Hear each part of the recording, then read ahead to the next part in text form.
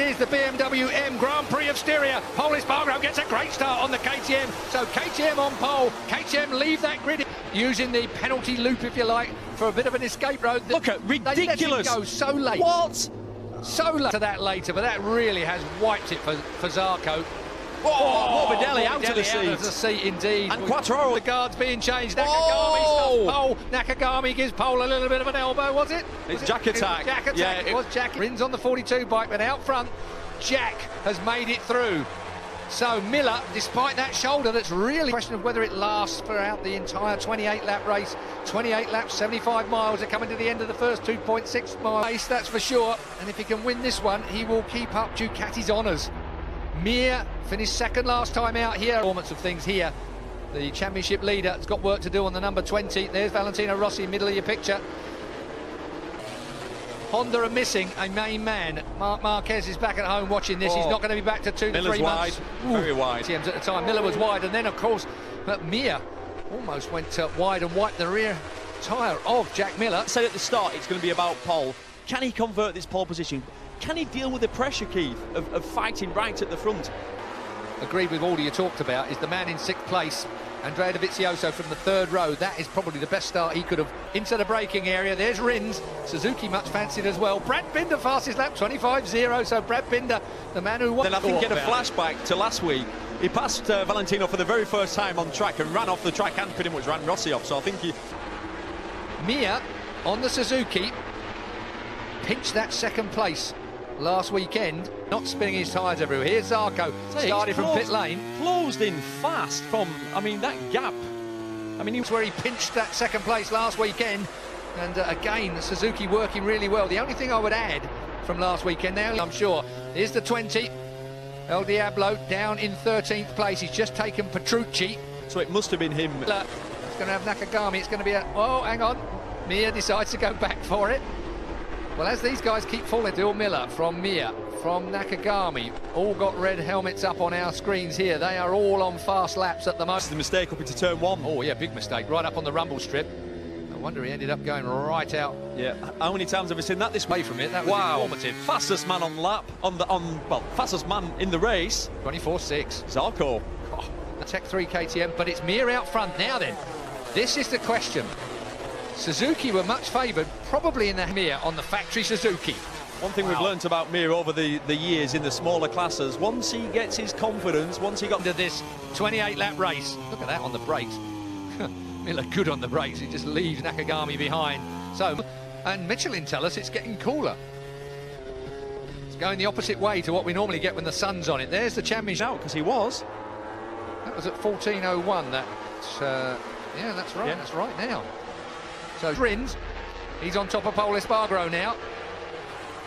So if Mir has to drop back a place behind Jack Miller, the only question mark over Jack Miller at the moment is his strength over the period of the whole race, having picked up that injury. And who's to say that he would be in a position with these guys anyway? It might be a genuine changing of the guard.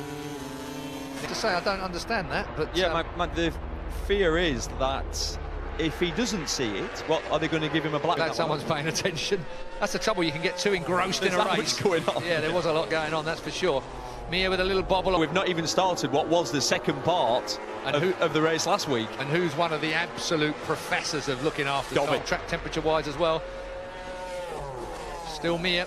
It was a 0.54 with them. He's the number 12, Maverick Vinales, on the factory Yamaha. And he's soon to come. Brad on Miguel. Miguel on Brad. You can imagine what the case is in the top 10. When it was qualifying 1, if you remember, we couldn't really make our minds up who was going to go through, and you plumped as a bit of a wild card effort. Career. I bet that felt good. Lecuona, 10th place for him at the moment. Valentino Rossi, 11th place. Fabio Quattro. They've been think about together. What they've done. Been teammates quite a few times throughout the years in Moto3 and Moto2. And it was usually... And there were 3 leading exponents of that stuck together there. Back with Jack Miller. There's Davide Brivio, Rossi, who's behind Maverick Vinales. Look at the names that are back there. Incredible stuff. Here we go again. Wonder what happened with... This might be a simple racetrack with only 10 corners, and even one of them doesn't seem to be much of one, but it's a difficult race. 36 of Joan Mir. just 22 years old. This is only his 22nd MotoGP. Up towards turn one. Now then. Keith Dovy's 4.4 seconds behind. He is Paul Espargaro about 4 places up the road. And he is going to bite the screen until he gets on the back of him. There's a lot of top riders vying for position. That's Joan Mir right out on the, as were many others. Pity we didn't stay with it, that's for sure. 36, Joan Mir. Watch Morbidelli there out of the seat, number 2. In the mirror. Rins is the face in the mirror. With Michael Laverty, the only thing they can really do is either extend the soft limiter so it doesn't hit the hard limiter, putting stress on the motor. Well, that's going to close things up. No brakes, he's jumped off it. No brakes. They talked about it in the lead up, didn't they? To that, literally just jumped off it when he had no brake. Wow. He's go! Oh, and that was a right mess for Rins. Rins got a jump and then it went backwards, so Rins has lost out on this race. Safe down at turn 3, which is where he wants to be, because Jack Miller has got a fast old Ducati homing in on him down that straight. This is going to be bravery on the brakes, and both these guys are good at it. Jack Miller gets underneath Mir. Can he pull it back down to the... Looking at Jack Miller. Jack Miller again gets away on the 43. The 44 of Polis there as well. Dovizioso gets a reasonable start, but he's only in 6th place. He's going to have to work hard if he's going to want to get... And Dovy's coming, he's going to get past Binder up the straight here, despite... Oh, no. Well, he's looking at... Back straight. Down towards turn 2 we're at now. Really isn't. Yeah, Binder's got the inside for the next corner. Oh, and Oliveira's got the inside of him. So Oliveira making moves everywhere. Paul Espargaro. Yeah, after Paul Espargaro. Dovey, that's late. And good. Brilliant stuff, but is he? That's for sure. Miller has done it all perfectly so far. 10 laps to go. Joan Mir, though, you've got to fancy it. And I'll tell you what, Jack Miller got... So, yeah, 4 laps gone. Now, look at the lap times. Impressive lap times. They're nearly qualifying lap times of 23.8. Maybe he ran out of tyres, because that looks to me like the Suzuki. Yeah, you're right. He had no grip on the rear at all. None. There goes Paul. Paul Espargaro took the inside of Mir. Mir's going nowhere. So the Suzuki's efforts have been thwarted here with this shortened race. Joan Mir team, Miguel Oliveira.